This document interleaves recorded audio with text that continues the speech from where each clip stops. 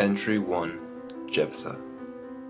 This is my story, the story of a man lost and given a chance to be redeemed.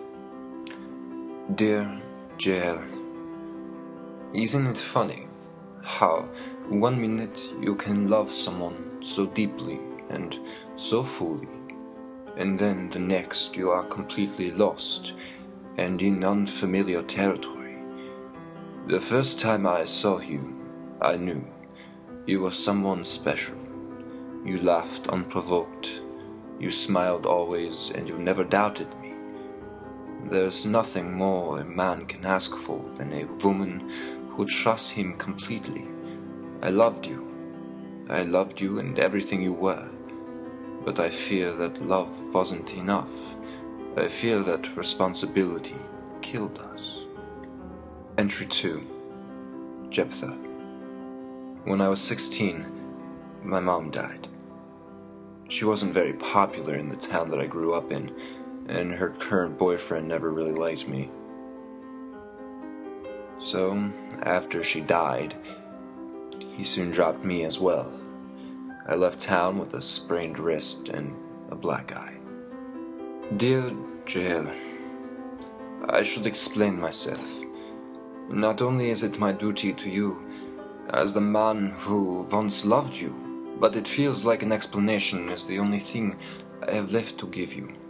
You could say I was the silly young boy who fell head over heels in love with Helen herself. I remember the first day I saw you.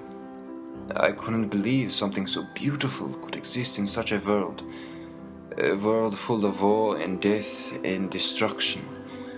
A dream, it seemed, but then you looked at me and then you smiled at me. At that moment, in that sunny little spot outside the Café Petit, I knew I would love you forever. Entry 3, Jephthah. I headed north for a while. I heard there were some jobs in New York, and once there I fell in with a pretty rough crowd. I started drinking days away, and by night I was on the streets finding any poor sucker to rob. One night, after several beers with a few friends, I headed down the road to the crap hole I was living at the time. About a block or two away, 2 guys jumped me, beat me, and as I struggled to get free, I felt a metallic object slip between my ribs. I felt the blade catch on my bone. I felt blood slowly drench my stomach. Sirens sounded off in the distance, and the guys got scared. They took my $4 and sprinted away. I just laid in my own blood, looking up at the sky. A certainty came over me that this was it. That's when I first heard him. Dear Jael, we were young and in love. Both of us so ignorant of how the world worked. Truly, bliss was found then. It seemed like everything I ever could want was there, and then, with you, I was happy. It was the following fall, 1938, when everything seemed to disappear. I guessed it was our fault. We never mentioned our personal lives that much. Not once did it cross my mind that we would not end up together. That was the only thing I was certain on. It was love, and nothing could stop love. Then I was assigned a section of Berlin and told to look over all registered Jews. My heart stopped. Then I saw your name in typed black ink.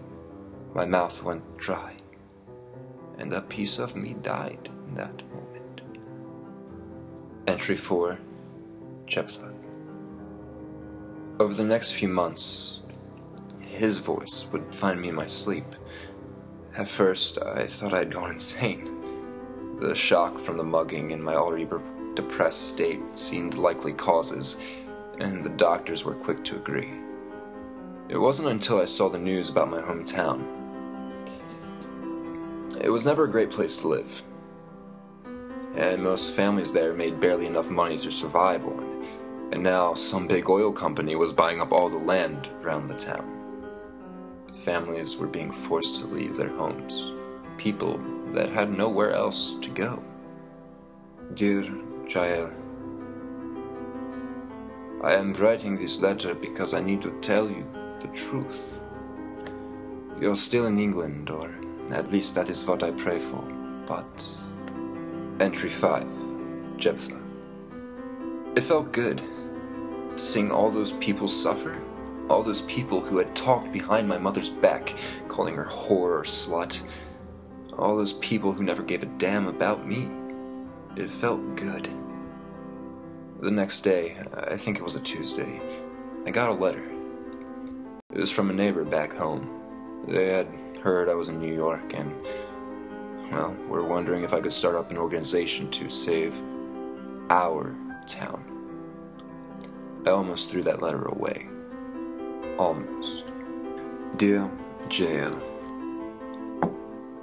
but that day in November, when I found your name on that list of Jews, I killed your mother and father and your 2 brothers.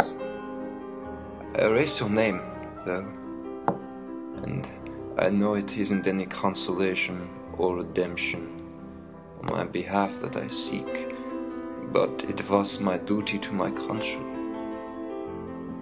I am sorry I killed them. With a scratch of my pencil and affirmation of my word, I knowingly killed them for my country. Entry 6, Jephthah. But that voice came to me that night, strong, passionate, and wise. It consoled me. I knew what I had to do.